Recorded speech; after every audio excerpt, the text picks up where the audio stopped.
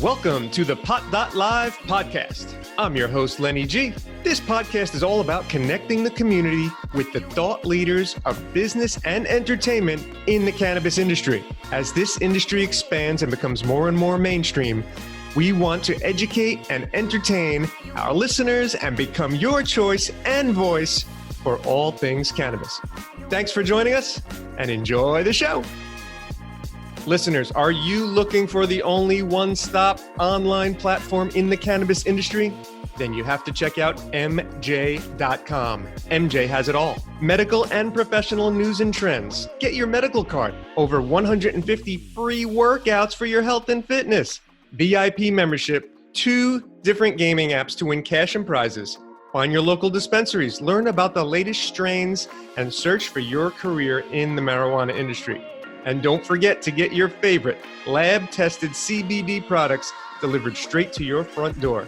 It's all at MJ.com. Welcome to another episode of the Pot.Live podcast. I'm your host, Lenny G, and today we have a special guest, Dr. Stuart Titus. He is the CEO of Medical Marijuana, Inc. Welcome to the show, sir. It is a great pleasure to be with you today. Excellent. So before I get into all the questions on Medical Marijuana, Inc. and all your amazing partnerships and great things you're doing, give everybody a little quick background on who Dr. Stuart Titus is and your journey into the cannabis industry. Well, thank you again for the opportunity. And yes, for those of you new here, my name is Stuart Titus. I'm the president, CEO of Medical Marijuana Incorporated. I've had a nice career over the past many years. I've been a bond trader on Wall Street for 11 years, bond trader and underwriter. From there, I moved into the field of physiotherapy, pain management, injury rehab, etc. Had a nice 20-year career. A good part of my practice was based in the Carolinas. And since 2011, I've been out in California working to develop hemp and CBD. It's been a wonderful journey, being the first company to produce a hemp-based nutraceutical version of CBD, which was available on U.S. and world markets back in the spring of 2012. So certainly we've had good experience and history in this non-psychoactive part of the overall emerging cannabis industry. Beautiful. Excellent. So tell us, I guess, so Medical Marijuana Incorporated was the first publicly traded company in the U.S., is that correct? It's correct, yes, in the industrial hemp medical cannabis space. This dates back to March of 2009. At the time, I was just an investor. And in March of 2011, 2 years after inception, we had a new group that came in from Northern California and purchased the company from its original founders. And basically, this group was more focused on hemp and CBD. In fact, they've been researching this going back to the year 2007, working with European farmers to grow a high concentration CBD into a hemp crop. Tell us a little bit. We have a lot of business owners that listen to the podcast. Give a little insight of the difference between being private and public and some of the pros or cons to both, in your opinion. Well, certainly there's benefits to both aspects. Being public, of course, you need to list your company stock on an exchange and then, of course, do your financial reports and filings. So we report every 3 months, just like a fully reporting company would. And at some point, we might be able to actually uplist our shares to a higher level on some of the exchanges. And of course, there's a lot of accounting and finance involved with that. Certainly, there are fees we pay, certainly probably in an annual basis might cost as much as $500,000 just to be public. Of course, with that, though, we get a lot of exposure. Markets, trading, we have analysts that tend to follow the sector and tend to follow our stock. The ups and downs. When you have good revenues, things are going along well. You can potentially raise investor money and capital if you've got good new ideas or good new products.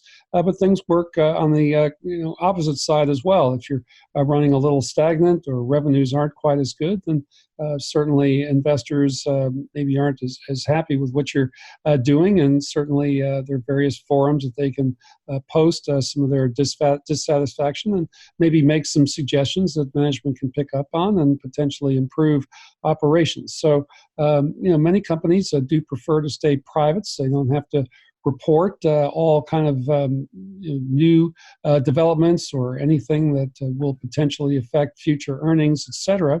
And some people prefer to go that route, others the public route.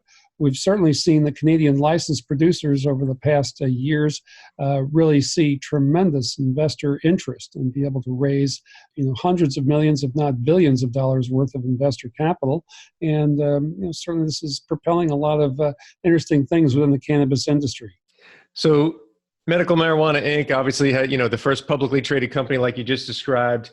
You've had a lot of firsts over the last 10 years. Tell us about, you had the first CBD national brand, right? So tell us about that and maybe some of the other product lines that you have under your umbrella now. Right. Well, yes, we have had a number of firsts. As I mentioned earlier, we're the first company to actually produce a nutraceutical version of hemp-based CBD. And certainly this had great implications around the globe. Many in the cannabis industry had previously thought of CBD as the hippies' disappointment. Because back in the 1960s, many progressive marijuana growers of the day were trying to grow a new and interesting type of marijuana that may be showing popularity. And when you grow a high concentration CBD in a marijuana crop and generally smoke it, there's not any psychoactive effects. So CBD had become known as the hippies' disappointment. And this lasted for about 50 years, really, until we decided to do this a little bit differently, making finished oils, products, tinctures, where individuals could maybe get a dosed amount or a standardized amount of CBD, 25 or say 50 milligrams per serving. And sure enough, people around the world now being able to use CBD for great health and wellness purposes. Many of our other firsts, we're the first company to get into the country of Brazil, bringing products into the country for the treatment of refractory epilepsy. This was in April of 2014. We're certainly well established in the country now, and products are only available by doctor prescription, but many doctors in the country are seeing great potential benefit for various neurological conditions, things such as autism, Parkinson's, even fibromyalgia, and willing to write doctor prescriptions. Similarly, we were first into the country of Mexico back in February of 2016, and here we had to develop a fully THC-free version of CBD. That was accepted by the government of Mexico, and certainly again here in the country, CBD is available by doctor prescription for the treatment of refractory epilepsy. I know the country is working towards medical cannabis and other regulations that might be a little bit more specific for many in the industry, but nonetheless, this certainly has great application for many individuals within our marketplace. It was interesting once we developed this fully THC-free version of CBD that this was not actually lost on the World Anti-Doping Agency, the group that regulates professional sport and Olympic competition.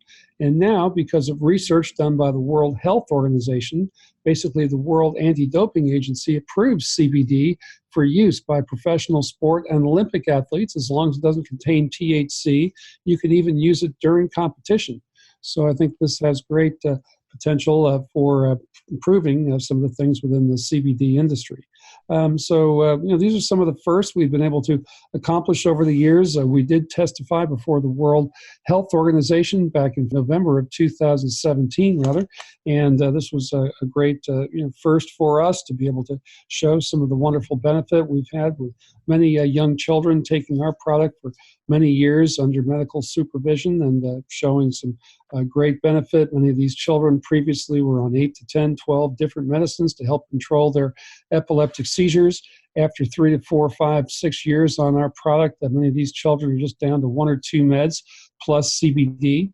And then I was able to testify before the FDA at the end of May in 2019 here, just as they're looking at CBD as a dietary supplement and looking to carve out a pathway for both CBD to be allowed as a pharmaceutical medication as well as a nutraceutical or a dietary supplement.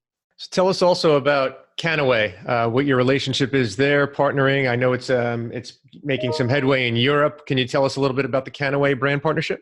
Kannaway has been a tremendous development for us. So we started and incubated Kannaway through our private equity group, General Hemp LLC, going back to April of 2014. Kannaway was sold over to Medical Marijuana Inc. at the end of the year in 2014. Nice transaction there. And since we've brought in new pedigreed individuals with multi-level marketing experience, particularly Blake Schrader, who's now our CEO of Kannaway, he's done an absolute fabulous job. We've seen tremendous growth in the United States, and then having been able to launch in Europe in November of 2017, the interest in the European community has absolutely exploded. We've been selling our fully THC-free products in the European Union, and currently today our revenues from European operations are actually exceeding those from the United States. And it's quite exciting to see this international outreach and expansion. Over recent months, we've now had a nice soft launch in the country of Japan. We're certainly looking forward to exploring other opportunities within the Asian community, and certainly Kannaway is now becoming our flagship division, if you will. Beautiful, beautiful. So I know that giving back is a huge part of the Medical Marijuana Inc. team's goals. Tell us about ECHO. Well, ECHO has been a wonderful innovation for us, a wonderful nonprofit group that has a very nice outreach. We currently service many hundred families who have need for CBD products but may not necessarily be able to afford them. And we now have groups, certainly here in the U.S., we're offering product to those who qualify, who apply and qualify over in the European community. And now I think we've had our first couple of families actually over in Japan as well qualify for ECHO donations. And here we'll provide product on a monthly basis to these families who've shown exceptional need as well as financial hardship. And it's been wonderful to see some of the wonderful stories that have been coming in through the ECHO website. And certainly I'm very passionate about supporting ECHO myself personally and have the company support by a donation of products. Yeah, I think that's huge for the industry as a whole to go mainstream, is to see, people that have never utilized these products for medical conditions or whatever it may be really get great results, and it just helps the whole industry in general. So kudos to you guys there. Do any of your product lines contain THC, or is everything strictly CBD at this point? No, our original products did contain a trace amount of THC, 0.3% or less, which certainly would qualify us under federal guidelines and regulations as hemp, and of course as CBD. And many of these original products are still available today. We have quite a unique line, if you will. We have original, what we call oral applicator forms of CBD, which are more direct extracts, direct from the hemp plant itself, and in fairly high concentration, anywhere from 10 to 26% concentration CBD in some of these products. And of course, they do contain trace amount of THC. We have liquid products that where the CBD is mixed with an MCT oil, like a medium chain triglyceride, such as a coconut type oil. And this dilutes it down to maybe 1 or 2% concentration. But here, parents can feed to the child very easily on a spoon.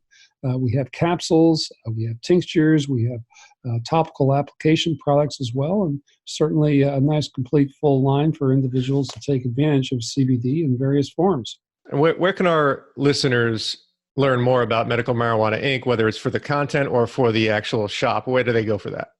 Yeah, well, medicalmarijuanainc.com is our website, and certainly we have great web people that help us with our various divisions. hempmeds.com is a very good site with product offerings. Kannaway.com for our flagship multi-level marketing direct sales group. Certainly has got some nice products on their website. We also have dixiebotanicals.com. But by and large, people prefer the medicalmarijuanainc.com website, as it's very complete. And for those wanting to learn a little bit more about some of the study and research that's been done over the years, echoconnection.org has a wonderful research link that people can search CBD and a particular medical condition and see what some of the study and research might show. I'd love to get your opinions now on the industry in general. So obviously we have a presidential election coming up next year, and I don't mean to choose sides here politically, but what do you think? Do you think medical marijuana legalization federally will be a hot button topic in the upcoming campaigns? I really do. I believe it's certainly a great bit of interest for people and the general public. Cannabis reform has been something that's been long, long overdue, and finally we're getting around to getting a little bit more in the way of national debate on this. Certainly, many countries around the globe are moving progressively forward with medical cannabis laws and regulations. Here in the U.S., 33 of our 50 U.S. states have medical cannabis laws on their books. If you look at what's going on in Colorado, the Colorado experiment has proven by far to have exceeded any expectations. I mean, you have tremendous business, multi-billion-dollar a year revenues coming in from sales, and this generates over $300 million a year in tax revenue for the state of Colorado. So certainly this has been fabulous in terms of its economics. But also, if you look at what's going on in Colorado, you don't see any sign of any recession. There are jobs everywhere.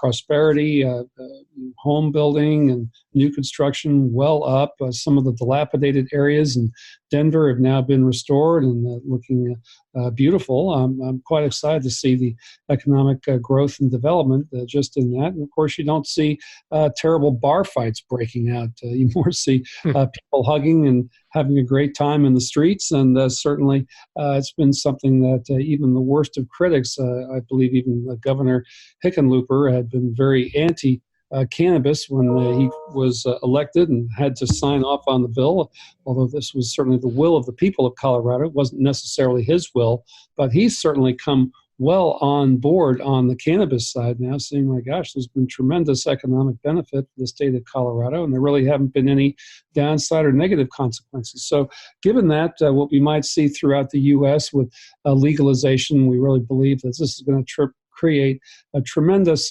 amount of jobs, particularly in the much-needed private sector. Right now, our economy is so reliant on deficit spending by the government just to kind of maintain a 0% GDP rate. It's just something that the private sector, if that was the base for the economy, we'd be in a terrible depression right now because there's so few private sector jobs. And here's something that can spawn a whole new industry with, literally millions of jobs being created, additional monies spent, tax revenue coming in as we turn some of this black market into the green market, if you will. And certainly I believe that this has got great application for the future of America, to be able to bring back some of this private enterprise and the entrepreneurial spirit of the American public. I don't think is anywhere more expressed than in the cannabis industry at this point in time. All great points, Doctor. And it's funny you mentioned the bar fight. My wife and I were just watching a reality show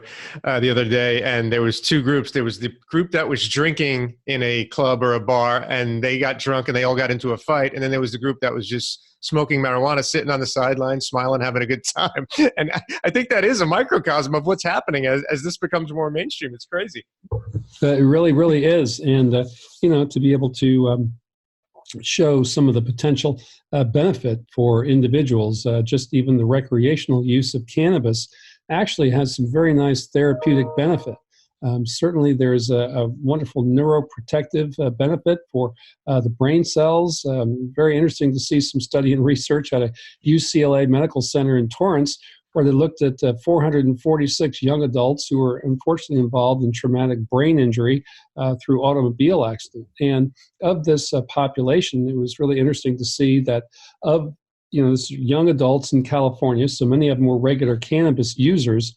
Of this population, 80% of the people who were regular cannabis users actually had an 80% greater chance to survive a traumatic brain injury. And this is because their brain cells had that extra layer of neuroprotection that cannabis and cannabinoids can actually confer. So really interesting stuff in terms of traumatic head injury, what regular cannabis use can potentially do for individuals. And of course, there's a protective effect on the beta cells of the pancreas. So this helps individuals who may be tending towards diabetes and all to potentially have a little bit more normal or regulated blood sugar levels. And certainly now, if there's a non-psychoactive form of cannabis available, we think there's a great health and wellness benefits just by utilizing these forms on a regular basis, even for young up-and-coming athletes who are subject to head injury. We certainly think that at some point there'll be enough study and research to possibly have this mandated throughout not only the NFL but also college and high school football as well, for example. Yeah, the medical benefits have just been, incredible. As I've gotten into this industry over the last several years, I've heard so many amazing stories. And, you hear the people that say, oh, it didn't work for me. But the people that it does work for, they swear by it. They really swear by it. And it's just great, positive stories to hear about it. So that's a good segue for my next question.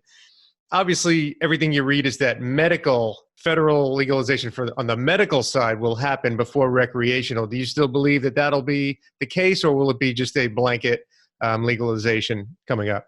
Well, I really believe that the medical side has great potential. Certainly, you look at this unfortunate opioid situation where individuals looking for pain relief. Many individuals just have typical surgery. Doctor prescribes opioids, and some individuals within 3, 4, 5 days all of a sudden become addicted to it. And unfortunately, over time, one builds up a little tolerance. Thus, you need higher and higher doses, if you will, to help control some of that chronic pain. And this leads to the unfortunate opioid overdose death epidemic that's still affecting a tremendous amount of Americans, possibly as much as 130 Americans a day dying from opioid overdose. And it's just truly a shame. But it does seem that some of the research showing that when cannabis is available to these individuals, or for example, in the medical cannabis-friendly states, the incidence of opioid overdose death tremendously lower. And certainly we're quite excited about some of the potential in this area, because we're all looking for an opioid alternative and replacement, and certainly cannabis does seem to be filling that gap in need. So just from that aspect alone, much less all the other tremendous health and wellness benefits that are currently being researched, it'd be nice if we could get more of a descheduling of cannabis so we could actually do the kind of study and research we need to prove out the amazing therapeutic benefits that individuals are experiencing. And even now, we've got a pharmaceutical company that does have an FDA approval on a CBD-based form of medicine for the treatment of certain types of epileptic seizure disorder in young children. So certainly the trends are moving towards the medical side, and I think this is a very easy and palatable way, at least for the government, to kind of get their feet wet into the industry. But certainly what we're seeing in Colorado with the legalization of recreational cannabis is really showing only economic benefit and not real any, on a relative basis compared to what we see with other forms of recreation, things such as alcohol, etc. I mean, certainly you don't see the negative long-term consequences that unfortunate people who abuse alcohol, wind up getting into this hepatic encephalopathy. Some even go to cirrhosis, and leads to a liver transplant, etc. You don't really see these negative consequences with cannabis. And as legalization happens in whatever fashion it does happen, can you give, as a CEO of a big company, can you give some advice to the small business owners out there in the industry that are scared that when legalization happens, all the big boys jump in and blow them out? All of a sudden Walmart's selling marijuana, Uber weed comes out and they're delivering all the marijuana, and all these regional companies, if they don't get acquired, just, get kind of blown out of the industry. Do you have any feelings or advice on that? Well, certainly there are a great number of entrepreneurs moving forward in the cannabis industry. This is one area that's been very ripe for entrepreneurship, and certainly we want to encourage as much of that as possible. Obviously, there are many groups that have very standardized forms of cannabis, and certainly if a good group has a new idea, maybe a new extraction method or technology, maybe something new in terms of soil nutrients or grow lights, or even a different way of delivering a product, maybe through a nice topical patch application or through a more acceptable form of vaporization that doesn't seem to have harm to the lungs, et cetera. I mean, there's certainly many great potential opportunities, and most everything is at the very grassroots and ground floor level. And just because you have, many giants and those people in industry who can, do this on a very large scale, doesn't mean that the specialty niche provider is not going to have a great acceptance for their product and great potential of market. Cooking with cannabis edibles have become very popular now, and to be able to better maybe infuse THC or CBD into certain products, I think has got great potential. Many of the regular cannabis users find that they actually prefer the edibles over the smokable forms of cannabis. So certainly for those up-and-coming entrepreneurs, trying to develop a niche, a nice product that has got some unique characteristics that certainly over the long run can potentially carry the day, and potentially as the industry grows and all, you'll see a lot of the larger groups maybe wanting to come in and potentially purchase your company or your ideas. And certainly that can make a very nice a living for many of those who want to participate in this up-and-coming industry. Excellent advice. All right, Doctor, let's finish strong. Give us one item that you're super excited about in the industry overall and one item that concerns you. Well, I think the trends are certainly in our favor, and it's been great to see the rise of both the THC market and its acceptance among the overall population, 33 U.S. states now with medical cannabis laws, as well as the development of the non-psychoactive market, because many people want the health benefits without getting the highs. So certainly I'm quite a believer in the non-psychoactive cannabinoids. Now, I think one of the great things to come over the coming years is going to be development of these minor cannabinoids, if you will, and once we're able to grow those into much higher proportion and be able to potentially have CBG or CBC, cannabichromene, cannabigyrol, et cetera, products available, I think these can potentially rival the benefit as well as the acceptance of CBD among the population. So certainly that's an area I'm quite excited about in developing some of these combination products with these minor cannabinoids, minor terpenoids, et cetera. I think has got great potential application for future growth of the industry. Certainly the regulatory front, there are many roadblocks, if you will, the FDA particular kind of stymieing some of the research that's been wanting to happen in terms of medical cannabis.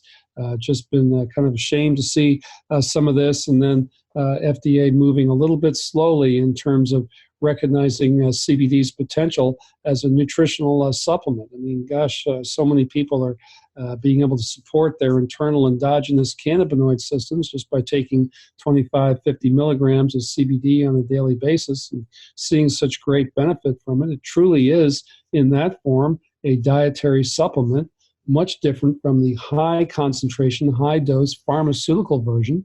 And why the FDA just can't carve out a simple pathway is just beyond me. I think it's going to be up to Congress to have to mandate this. And certainly I believe it's the will of the people, the will of the voters. And in the end, I think the people in Congress are realizing today that cannabis means votes. So I really think that that's going to prove itself in the long run. But nonetheless, the current regulatory situation and the hurdles are certainly hurting the industry for sure.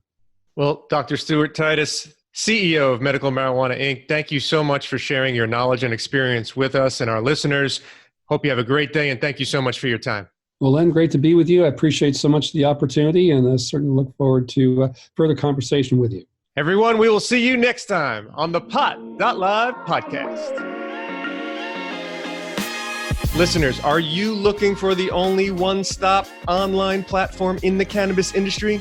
Then you have to check out MJ.com. MJ has it all. Medical and professional news and trends. Get your medical card. Over 150 free workouts for your health and fitness. VIP membership. 2 different gaming apps to win cash and prizes.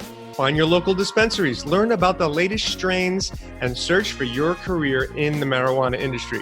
And don't forget to get your favorite lab-tested CBD products delivered straight to your front door. It's all at mj.com.